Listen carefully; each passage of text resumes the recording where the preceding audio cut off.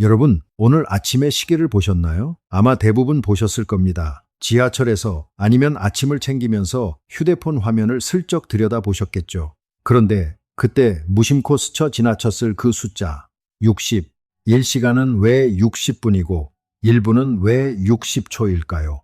왜냐고요? 이게 사실 아주 기묘한 포인트입니다. 여러분, 오늘 저희 파인만의 길에서는 이 60이라는 숫자가 어디서 왔는지 그 뿌리를 5~0년 전 진흙 벌판까지 한번 제대로 파헤쳐 보려고 하는데요. 시계 회사 이야기가 아닙니다. 달력이나 표준 시간대 이야기도 아니에요. 지금 이 순간에도 여러분 손목 위에서 째깍째깍 돌아가고 있는 그 숫자의 기원, 그리고 그 숫자를 만든 사람들이 실은 사라진 게 아니라 여러분 안에 살아있다는 이야기입니다. 이 전제, 즉 그들이 흔적도 없이 사라졌다는 그 생각은 완전히 틀렸을지도 모릅니다. 자, 먼저 우리가 모두 알고 있다고 생각하는 이야기부터 시작해 보겠습니다. 수메르, 인류 최초의 문명이라고들 하죠. 교과서에서 한 번쯤 봤을 그 이름입니다. 메소포타미아 문명, 두강 사이의 땅, 챙기 문자, 다들 어렴풋이 기억하실 겁니다. 그런데 대부분의 사람들이 이 문명을 어떻게 기억하고 있냐면 대략 이런 그림입니다. 아주 오래전에 아주 대단한 문명이 있었는데 어느 날 갑자기 사라져버렸다. 그래서 미스터리고, 그래서 외계인 이야기도 나오고, 그 불가사의한 느낌 저도 압니다. 베일에 쌓인 느낌, 설명할 수 없는 것들로 가득 찬 그 문명, 다들 한 번쯤 그렇게 느껴보셨죠? 그런데 말입니다. 이 그림에는 아주 치명적인 오류가 숨어 있습니다. 그들은 사라지지 않았습니다. 전혀요. 오히려 지금 이 순간 여러분이 시간을 재는 방식, 여러분이 지키는 법의 뿌리, 여러분이 매일 쓰는 글자의 조상, 이 모든 것이 바로 그들에게서 왔습니다. 그러니까 그들은 칼에 쓰러진 것도 신의 분노로 하루아침에 무너진 것도 아니었습니다. 다음 문명의 뼈와 살이 된 것이었어요. 릴레이 경기에서 바통이 땅에 떨어지지 않고 다음 주자에게 넘어간 것처럼 그들의 모든 것이 다음 문명으로, 그 다음 문명으로, 그리고 결국 지금 우리에게까지 이어진 겁니다. 그 릴레이의 바통이 지금도 여러분 손목 위에서 째깍째깍 돌아가고 있는 거예요. 처음 들으면 이게 무슨 소리야 하실 수도 있겠지만 조금만 차분하게 뜯어보시죠. 우리가 물리학자처럼 이 문제를 꼼꼼하게 따져본다면 아주 단순한 질문 하나에서부터 출발해야 합니다. 인류 최초의 문명이 왜 하필 그 척박한 땅에서 시작됐을까요? 비도 거의 안 오고 돌도 없고 나무도 없는 메마른 벌판에서 말이죠.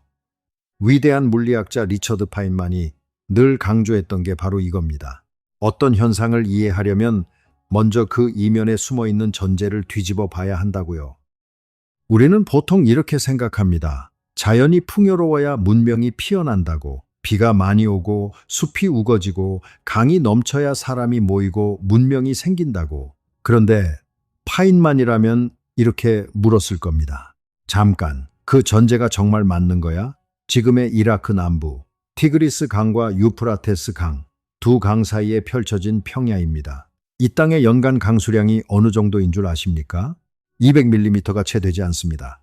우리가 사는 서울의 연평균 강수량이 약 400mm니까 무려 7배 차이가 납니다. 우리 기준으로는 거의 사막에 가까운 땅이었어요. 큰 돌도 없어서 건물을 제대로 지을 수 없었고 큰 나무도 없어서 배를 만들기도 어려웠습니다. 어떻게 보면 정말 아무것도 없는 땅이었던 거죠.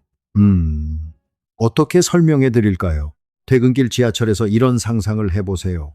여러분 옆에 두 사람이 앉아 있습니다. 한 사람은 모든 게 다 갖춰진 편한 환경에 있어서 할 게 없어 그냥 있어요. 다른 한 사람은 매일 뭔가 부족하고 막막한 환경에 있어서 끊임없이 뭔가를 궁리하고 있습니다. 한 달 후에 어느 쪽이 더 창의적인 해결책을 찾아낼까요? 대부분의 경우 후자입니다. 절박함이 발명을 낳거든요. 이 논리가 5~0년 전 그 벌판에서 그대로 작동한 겁니다. 비가 안 오니 농사를 지으려면 방법은 하나뿐이었습니다. 강물을 끌어와야 했어요. 수로를 파고 둑을 쌓고 수문을 열고 닫으며 들판 구석구석까지 물을 보내야 했습니다. 이걸 관계라고 합니다. 사람의 힘으로 물을 다스리는 일이죠. 그런데 이 물길이라는 게 한두 사람 힘으로 될 일이 아닙니다.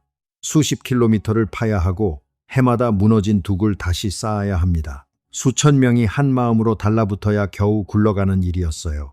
자, 여기서 멈춰 봅시다. 수천 명이 함께 일하면 반드시 생기는 문제가 있습니다.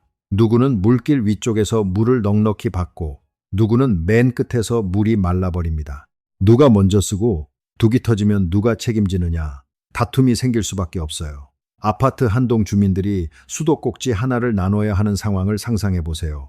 누군가는 순서를 정해야 하잖아요. 그 순서를 정하고 다툼을 가라앉히고 다음 해 농사를 준비시키는 사람, 바로 그 사람에게 권위가 모이기 시작한 겁니다. 물길 하나가 막히면 온 마을이 굶는 위기였으니 그 권위는 점점 더 커질 수밖에 없었죠. 그렇게 물을 나누는 규칙이 생기고 규칙을 지키는 사람이 생기고 그 사람을 떠받치는 제도가 생겼습니다. 그리고 사람들이 한 곳에 모여 살기 시작하면서 마을은 도시가 되고 도시는 마침내 국가가 됩니다. 기원전 300년 무렵의 일이에요. 바로 여기가 가장 중요한 포인트입니다. 국가의 탄생이 영웅의 야망에서 시작된 게 아니었습니다. 물길 다툼을 중재해야 할 필요에서 태어난 거예요. 결핍이, 그 부족함이 도리어 인류 최초의 질서를 빚어낸 겁니다. 이걸 한번 가만히 음미해 보세요.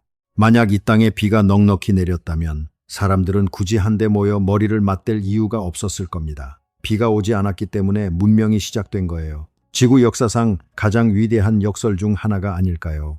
자, 여기서 아주 자연스럽게 한층 더 깊은 질문 하나가 머리를 스치게 됩니다. 수천 명이 모여 함께 일하고 곡식을 나누고 세금을 걷기 시작했다면 반드시 필요한 것이 생겼을 겁니다. 여러분, 그게 뭔지 짐작이 가십니까? 누군가는 이렇게 생각하실 것 같습니다. 강한 군대? 아니면 현명한 지도자?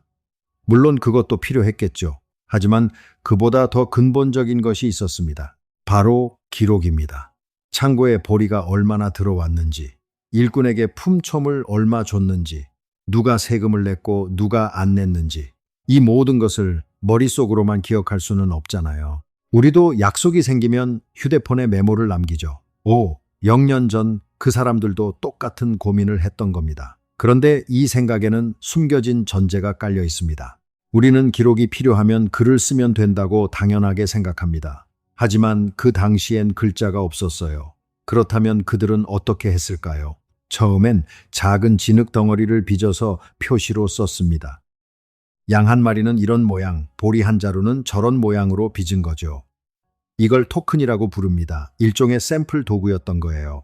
그런데 이 토큰이 자꾸 굴러다니고 잃어버리니까 누군가 기막힌 생각을 합니다. 그 토큰을 진흙판 위에 꾹 눌러 자국을 남긴 겁니다. 이제 물건이 없어도 자국만 보면 알 수 있게 됐어요. 바로 이 순간 실물에서 기호로 넘어가는 추상화가 일어납니다. 뚝 하고 인류의 역사가 한 단계 넘어선 순간이에요. 자, 그렇다면 여러분, 인류가 처음으로 글자를 만들었던 그 순간, 맨 처음 쓴 내용이 무엇이었을까요? 잠깐 상상해 보세요. 신에게 올리는 간절한 기도문이었을까요? 아니면 사랑하는 사람에게 보내는 시였을까요? 저도 처음엔 솔직히 그렇게 생각했습니다. 뭔가 거룩하고 대단한 첫 문장이었을 것 같잖아요. 놀라지 마십시오. 인류 최초의 글자는 시도, 기도문도 아니었습니다. 영수증이었습니다. 그러니까 회계 기록이었어요. 창고에 보리가 몇 자루 들어왔고 일꾼에게 품괭을 얼마나 줬는가. 그걸 적기 위해 글자가 태어난 겁니다. 저는 이 사실을 처음 알았을 때 한참을 웃었습니다. 우리는 인류 최초의 글이라고 하면 뭔가 철학적이고 숭고한 것을 떠올리는데 진실은 이렇습니다. 첫 글자는 사랑이 아니라 영수증이었습니다. 그런데 이 시시한 영수증 한 장이 0년 뒤 수십만 점의 점토판으로 불어나 인류의 기억 전체를 떠받치게 됩니다. 기원전 300년 무렵 지금의 이라크 남부 우르크라는 도시의 창고 관리인이 골치를 썩었어요. 누가 무엇을 얼마나 가져왔는지 머릿속으로는 도저히 다 외울 수가 없었던 거죠. 그래서 갈대를 잘라 뾰족하게 만들고 물기 있는 진흙 위에 꾹 눌렀습니다. 끝이 세모난 땡기 모양 자국이 스르륵 남았어요. 그 자국들을 모아 글자를 만든 거예요. 그래서 이걸 툇기 문자라고 부릅니다. 그런데 여기서 진짜 신기한 일이 벌어졌습니다. 처음엔 사물을 그대로 본뜬 그림 문자였어요. 새는 새 모양, 물고기는 물고기 모양. 그런데 문제가 생겼습니다. 기쁨이나 내일 같은 건 어떻게 그립니까? 눈에 보이지 않는 걸 그릴 수가 없잖아요. 그들이 찾아낸 해법이 정말 기막힌 겁니다. 소리를 빌린 거예요. 수메르 말로 화살을 티라고 불렀는데 마침 생명이라는 단어도 똑같이 티였습니다. 그래서 생명을 적고 싶을 때 화살 그림을 가져다 쓴 겁니다. 발음이 같으니까요. 우리식으로 풀어볼까요? 한국말에서 눈이라는 단어, 하늘에서 내리는 눈도 눈이고 얼굴에 달린 눈도 눈이죠. 소리가 같습니다. 만약 하늘에서 내리는 눈을 그리기 어려우면 얼굴에 눈을 그려놓고 이건 저 눈이야 라고 약속하는 거예요. 그 말장난 같은 원리로 글자는 마침내 소리를 표현하게 됐습니다. 그림에서 소리로. 이게 문자 역사상 가장 위대한 도약이었어요. 그런데 여기서 한 가지 중요한 포인트가 있습니다. 무엇으로 기록을 남겼느냐인데요. 종이가 없던 시절이었으니 진흙 위에 새겼죠. 그런데 이게 생각 밖으로 엄청난 이점이 있었습니다. 종이는 불에 타면 한 줌 재가 됩니다. 도서관에 불이 나면 모든 기록이 사라져요. 그런데 진흙은 정반대였습니다. 불이 나면 어떻게 됐을까요? 타서 없어진 게 아니라 오히려 가마솥 도자기처럼 단단하게 구워졌습니다. 도시가 불타고 적군이 쳐들어와도 그 진흙들은 잿더미 속에서 더 야무러진 채 살아남은 거예요. 적군이 도시를 불태운 그 화재가 오히려 기록을 영원히 보존해 준 셈이죠. 지금까지 메소포타미아 땅에서 발굴된 점토판이 몇 점이나 될 것 같으십니까? 수십만 점입니다. 수십만 점. 그런데 더 놀라운 건 그 다음입니다. 그 수십만 점 가운데 대부분이 아직 사람 손으로 번역조차 되지 못한 채 박물관 창고에 잠들어 있습니다. 0년 전 사람들의 목소리가 그 진흙 속에 그대로 갇혀서 누군가 읽어주기를 기다리고 있는 거예요. 우리는 아직 그들의 이야기를 절반도 듣지 못했습니다. 이걸 한번 가만히 음미해 보세요. 지금 이 순간에도 이라크 남부 어딘가의 땅 속에는 이름 모를 누군가의 하루가 진흙에 새겨진 채 잠들어 있습니다.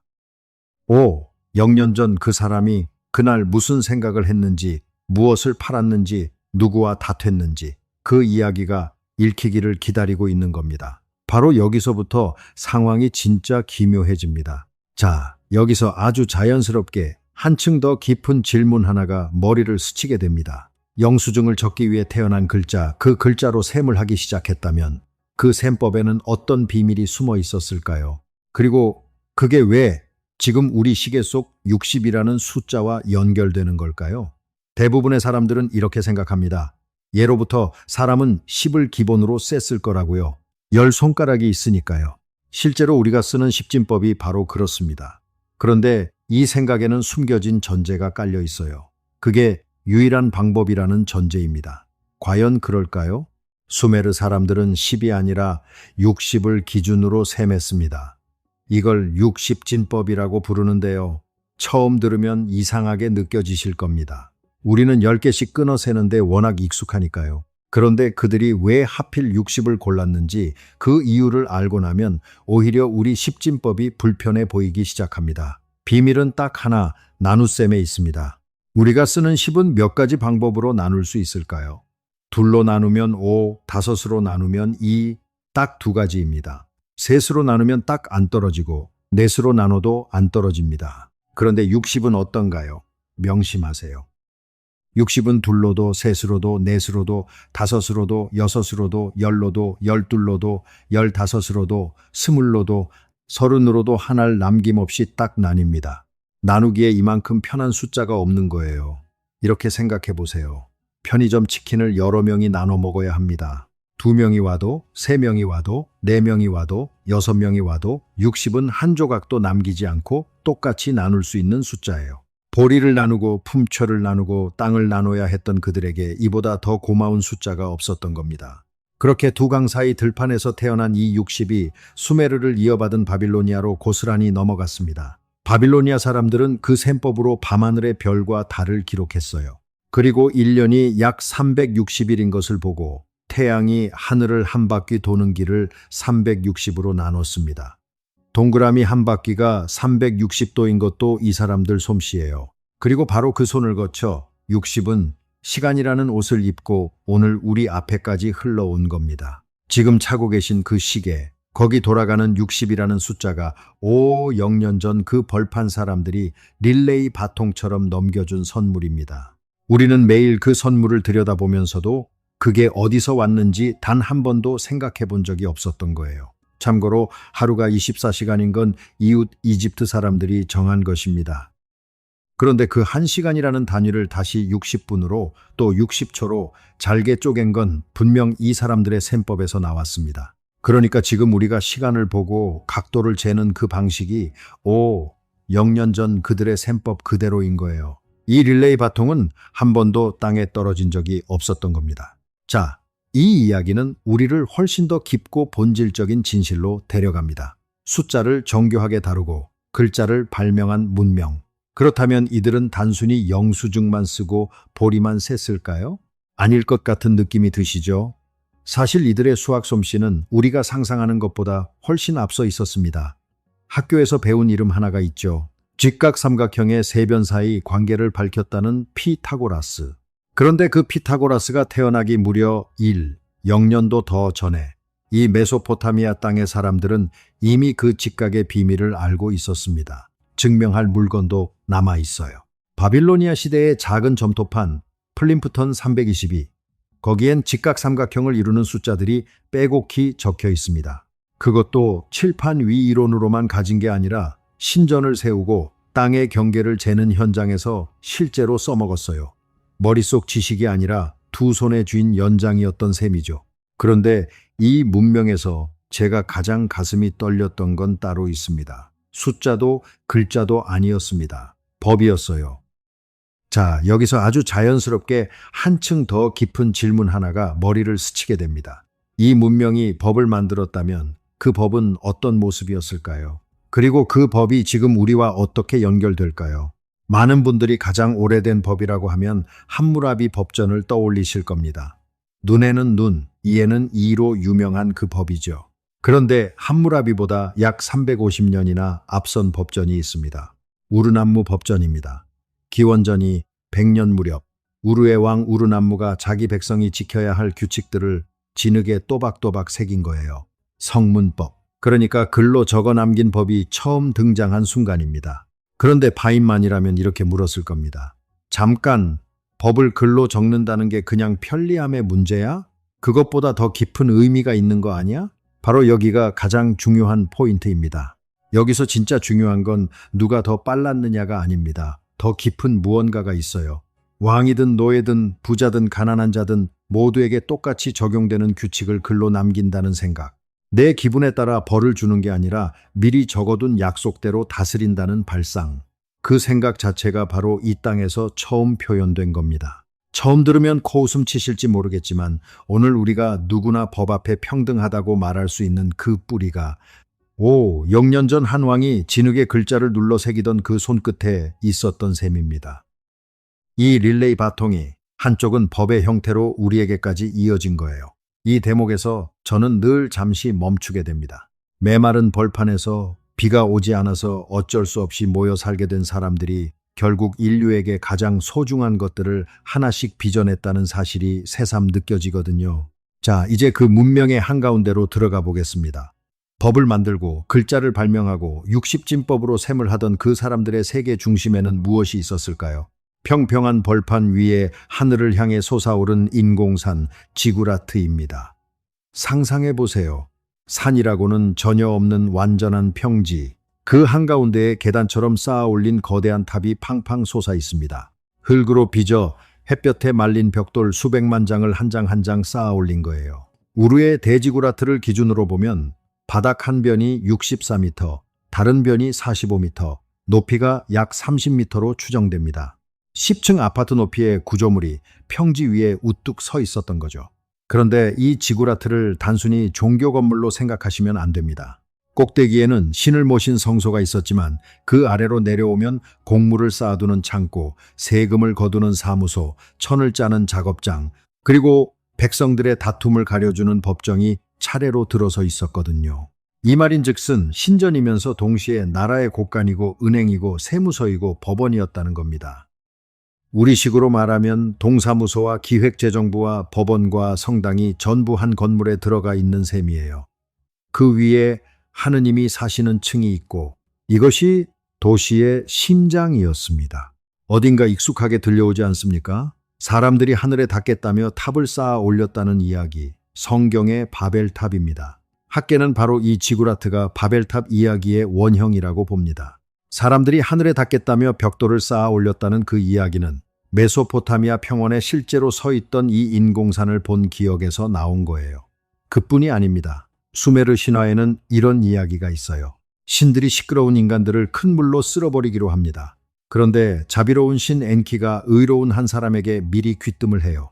그는 거대한 배를 지어 큰 홍수에서 살아남고 신의 축복을 받습니다. 거대한 배, 큰 홍수, 살아남은 단 한 사람.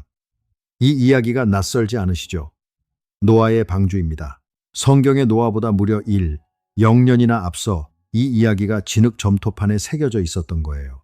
에덴 동산의 원형이 되는 딜문이라는 낙원 이야기도 이 진흙판 위에 이미 새겨져 있었습니다. 우리가 평생 들어온 이야기들의 가장 오래된 그림자가 0년 전 이 벌판 위에 드리워져 있었던 겁니다. 그런데 이 모든 것의 한가운데 거대한 신전을 지을 만큼 강한 문명이었는데도 그 안에 살았던 사람들은 어떤 하루를 보냈을까요? 여기서 좀 더 일상적인 이야기로 내려와 볼까요? 퇴근 후 한잔하고 싶은 마음, 0년 전 사람들이라고 달랐을까요? 없었겠어요? 그들도 마셨습니다. 맥주였습니다. 그런데 이게 단순한 취미가 아니었어요. 수로를 파고 신전을 쌓던 노동자들이 임금을 돈이 아니라 맥주로 받았습니다. 하루 일하면 그날의 맥주가 손에 쥐어지는 시절이었어요. 맥주는 그들에게 화폐이자 끼니이자 신성한 음료였습니다. 닌카시 창가라는 노래가 점토판에 남아 있습니다. 약 800년 전에 적힌 이 노래는 맥주를 빚는 여신 닌카시를 찬양하는 송가예요. 그런데 이 찬양가를 한 줄 한 줄 따라가다 보면 보리를 어떻게 발효시켜 맥주를 빚는지가 고스란히 담겨 있습니다. 신을 향한 기도가 곧 양조 비법이었던 거죠. 신성과 실용이 한 몸이었습니다. 그들에게 시계도 법도 한 잔의 맥주도 모두 신이 내려준 질서의 한 조각이었던 거예요. 학교도 있었습니다. 에두바라고 불리는 0년 전의 학교였어요. 이곳에서 아이들은 읽기와 쓰기, 수학 그리고 법까지 배웠습니다. 물기 있는 진흙판에 선생님이 쓴 글자를 따라 쓰고 틀리면 손바닥으로 매끈하게 지워서 다시 썼어요. 숙제하기 싫어 꾀를 부린 아이들 이야기까지 점토판에 남아 있습니다. 예나 지금이나 학교 가기 싫은 마음은 똑같았나 봅니다. 아이들은 아이들이었던 거죠. 자, 이 이야기는 우리를 훨씬 더 깊고 본질적인 진실로 데려갑니다. 이렇게 정교한 문명이 자리를 잡자 역사상 처음으로 한 사람이 나타나 이 모든 도시들을 하나로 묶으려 합니다. 그런데 이 사람의 출생 이야기가 참 묘합니다. 어느 여사제, 그러니까 신전에서 신을 모시던 여성이 아이를 낳습니다. 그런데 그 아이를 키울 수가 없었어요. 그래서 어머니는 갈대로 바구니를 엮습니다. 그 바구니에 아기를 놓고 역청, 그러니까 끈끈한 천연 타르를 발라 빈틈을 꼼꼼히 봉합니다. 물이 한 방울도 새어들지 못하게요. 그렇게 봉한 바구니를 어머니는 강물 위에 띄워 보냅니다. 상상해 보세요. 갓 태어난 아기를 담은 작은 바구니 하나가 넓은 강물을 따라 둥둥 흘러갑니다. 그 어머니의 마음이 어땠을까요? 살리고 싶었던 걸까요? 아니면 그저 운명에 맡긴 걸까요? 우리는 그 마음을 끝내 알 수 없습니다. 다행히 그 바구니를 한 정원사가 발견합니다. 물을 기르러 강에 나왔던 사람이었어요. 그는 이 아기를 거두어 자식처럼 키웠습니다. 그렇게 자란 아이가 훗날 키시라는 도시의 궁정에 들어가 가장 낮은 자리인 왕에게 술잔을 올리는 시종부터 시작합니다. 그리고 끝내 권력을 손에 뜹니다. 그가 바로 사르곤입니다. 사르곤은 도시 하나가 아니라 지중해부터 페르시아만까지 모든 도시를 아울렀습니다. 인류 역사상 처음으로 하나의 거대한 제국이 탄생한 거예요. 자, 그런데 여기서 멈춰봅시다. 갈대바구니, 강물, 거두어 키운 양부모, 훗날 위대한 지도자가 되는 이야기. 어디서 들어보셨죠? 모세입니다. 그런데 사르곤의 이 이야기가 점토판에 새겨진 게 모세보다 무려 0년이나 앞선다는 사실. 성경의 가장 유명한 장면 하나가 이 진흙벌판에 그 원형을 두고 있었던 겁니다. 아시겠나요? 이 릴레이 바통은 단순히 숫자나 법만 전달한 게 아니었습니다. 이야기 자체를 전달했습니다. 그런데 사르곤에게는 딸이 하나 있었습니다. 이 사람 이야기를 할 때마다 저는 가슴이 뭔가 울리는 느낌이 들어요. 왜냐하면 인류 역사에서 이름이 전해지는 최초의 작가가 바로 이 사람이거든요. 에네두안나입니다. 기원전이 300년 무렵의 사람이에요. 아버지가 칼로 세상을 정복했다면 딸은 글로 사람의 마음을 정복했습니다. 사르고는 딸을 우르의 큰 신전 대여사제 자리에 앉혔어요. 정복자의 핏줄이 종교의 한가운데 서서 정복한 수메르 사람들과 자기 민족을 하나로 묶는 상징이 된 거죠. 에네두안나는 두 민족의 언어, 수메르어와 아카드어로 신을 향한 찬가를 지었습니다. 그런데 이 사람이 정말로 위대한 이유는 따로 있습니다. 그녀는 자기 글 속에서 처음으로 나라고 썼어요. 신을 찬양하는 게 아니라 자기 자신을 이야기했습니다. 자기가 겪은 두려움, 자기가 당한 상실, 자기가 쫓겨난 유배의 고통을 적었어요. 나는 두려웠습니다. 0년 전 한 여인이 이렇게 적은 겁니다. 그 전까지 글자는 창고에 보리가 몇 자루 들어왔는지 적는 도구였습니다. 그런데 이 여인이 처음으로 한 인간의 속마음을 글의 주인공으로 끌어올린 거예요. 아무도 간 적 없는 길을 처음으로 나라는 한 글자로 연 사람. 저는 그 떨림이 지금도 느껴집니다. 자, 이 이야기는 우리를 이 문명의 다른 얼굴로 데려갑니다. 지금까지 우리는 이 문명의 빛을 봤습니다. 그런데 빛이 깊은 만큼 그림자도 깊었습니다. 이 그림자가 드러난 곳이 뜻밖에도 4영년이 흐른 뒤 한 고고학자의 삽 끝에서였어요. 1920년대 영국의 고고학자 레너드 울리가 우르의 땅을 파내려 갑니다. 800개가 넘는 무덤을 발굴했는데 황금 투구, 청금석으로 만든 목걸이, 황금 단검, 꽃 모양 머리 장식까지 0년 전 보물들이 흙 속에서 쏟아져 나왔습니다. 그런데 그가 어느 거대한 무덤을 열었을 때 보물보다 더 서늘한 광경이 기다리고 있었어요. 학자들은 그곳을 죽음의 구덩이라고 부릅니다. 그 안에는 74명의 사람이 누워 있었습니다. 화려한 의뢰용 옷을 입은 채 마치 줄을 맞춘 듯 질서정연하게 몸부림친 흔적은 어디에도 없었어요. 이들은 누구일까요? 무덤의 주인 푸아비 왕비를 모시던 시종들이었습니다. 황금 꽃잎과 청금석 구슬로 머리를 장식한 채 세상을 떠난 왕비. 그를 모시던 사람들이 함께 묻힌 거예요. 이걸 순장이라고 합니다. 오랫동안 사람들은 이렇게 믿었습니다. 시종들이 스스로 독배를 마시고 조용히 자리에 누워 주인을 따라 평온하게 잠들었다고요. 어딘가 비장하고 아름답기까지 한 이야기였습니까요? 그런데 최근 이 평온한 그림에 금이 가기 시작했습니다. 과학자들이 두개골을 정밀 촬영했더니 둔기에 맞은 외상의 흔적이 나타난 겁니다. 적어도 일부는 스스로 잠든 게 아니었을 수 있다는 거예요. 먼저 목숨을 잃은 뒤 그렇게 줄을 맞춰 안치되었을 가능성이 제기된 거죠. 다만 분명히 말씀드릴 게 있습니다. 정밀 촬영이 가능했던 두개골은 단 2점뿐이었습니다. 그래서 나머지 70여 명이 어떻게 세상을 떠났는지는 지금도 풀리지 않은 수수께끼로 남아 있어요. 자, 그 차이가 얼마나 큰지 생각해 보세요. 스스로 따라간 충성이냐, 아니면 누군가의 손에 끌려간 희생이냐. 같은 구덩이를 두고 우리는 전혀 다른 두 이야기를 마주합니다. 황금으로 빛나던 그 무덤 바닥에서 그들은 어떤 마지막을 맞았을까요? 저는 이 대목에서 늘 한참을 머무르게 됩니다. 그래서 저는 이렇게 봅니다. 문명은 인간을 더 선하게 만든 게 아니었습니다. 다만 더 조직화되게 만들었을 뿐입니다.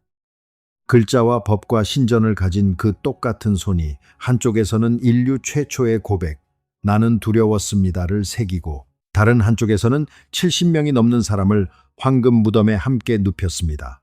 위대함과 잔혹함이 같은 문명 안에 나란히 살고 있었던 거예요.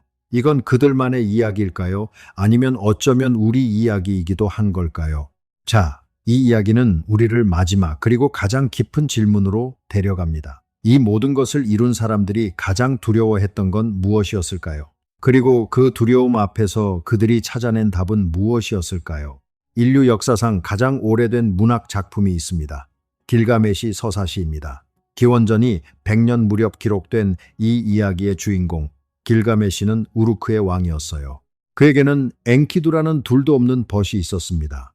흙으로 빚어진 거칠고 강한 사내였는데 길가메시와 맞붙어 싸우다 그만 서로를 알아보고 평생의 친구가 됩니다. 함께 괴물을 무찌르고 세상을 호령하던 두 사람이었어요.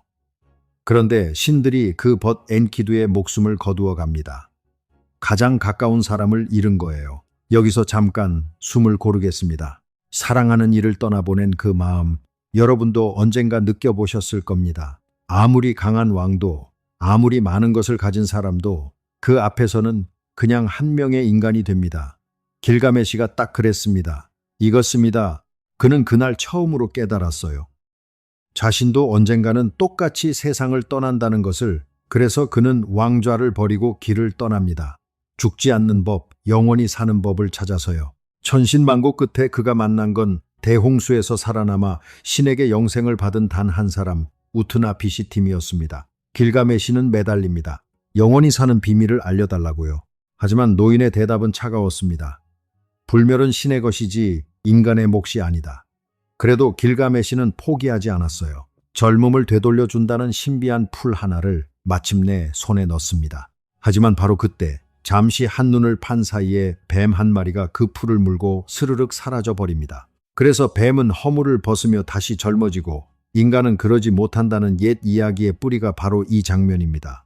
길가메시는 결국 빈손으로 우르크에 돌아옵니다. 그런데 여정 중에 술집을 지키던 여인 시두리가 건넨 말이 있어요. 4,000년 전의 잠언, 삶의 지혜를 짧게 담은 말이었습니다. 그 내용은 이런 겁니다. 내가 구하는 그 생명은 끝내 찾지 못한다. 신들이 인간을 지을 때 영원한 생명은 자신들이 가져갔다. 그러니 배를 채우고 밤낮으로 즐거워하라. 매일을 축제처럼 살고 춤추고 노래하라. 곁에 있는 이의 손을 잡아라. 그것이 인간에게 허락된 몫이다. 저는 이 대목을 볼 때마다 가슴이 서늘해집니다.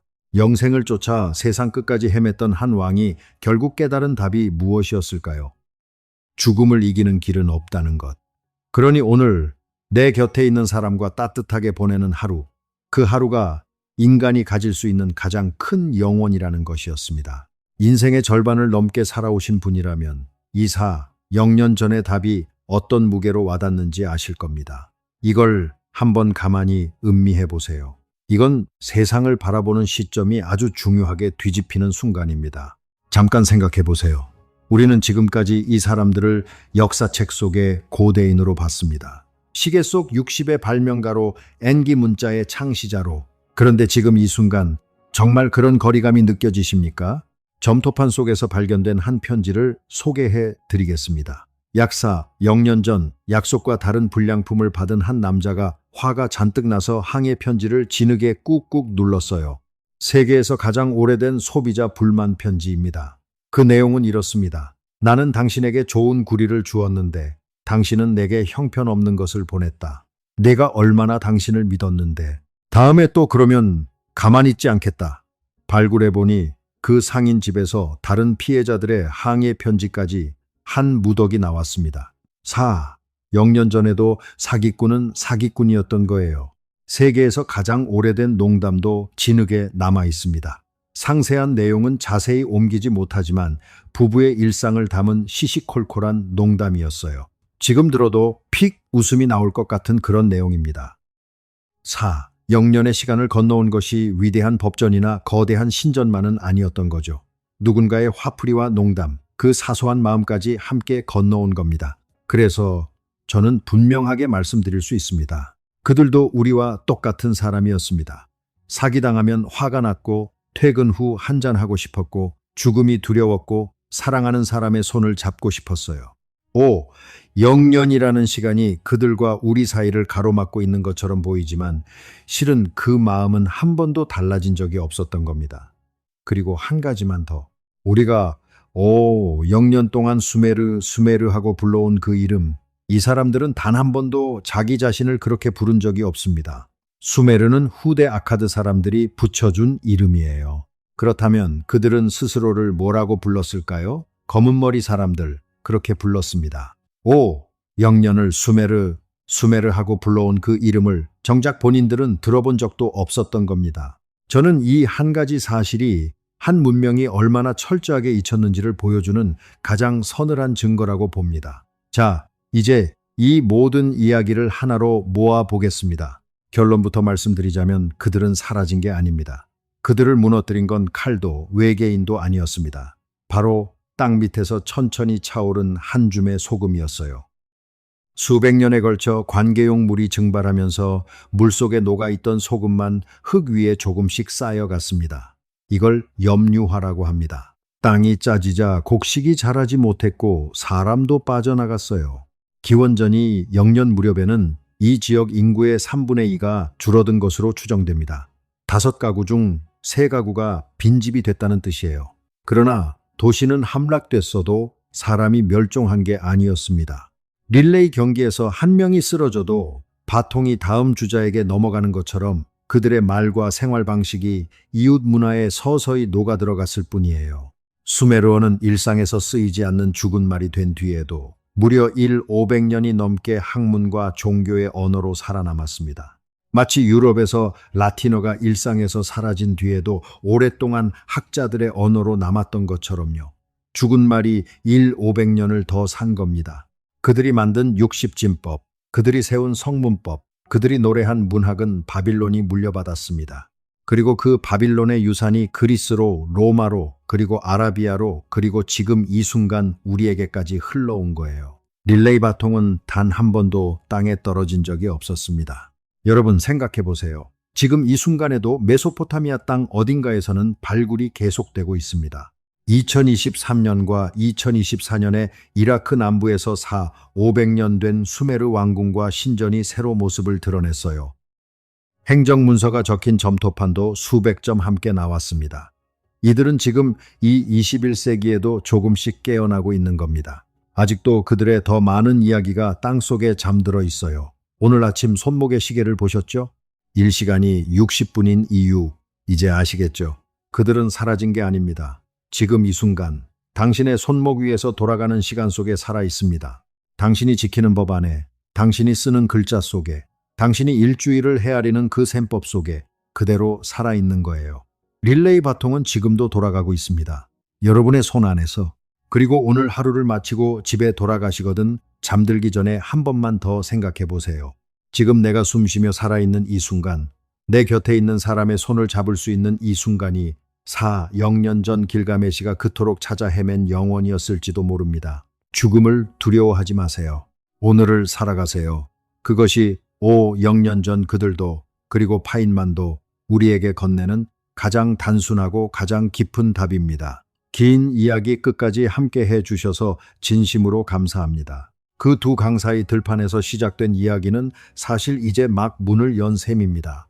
수메르를 고스란히 물려받아 더 거대한 제국을 세운 바빌론의 이야기도 오늘 잠깐 스쳐 지나간 길가메시 한 사람만을 깊이 들여다보는 이야기도 아직 우리 앞에 그대로 남아 있으니까요. 여러분의 호기심이 곧 파인만의 길입니다. 다음 영상에서 더 흥미롭고 명쾌한 이야기로 다시 찾아뵙겠습니다. 안녕히 계세요.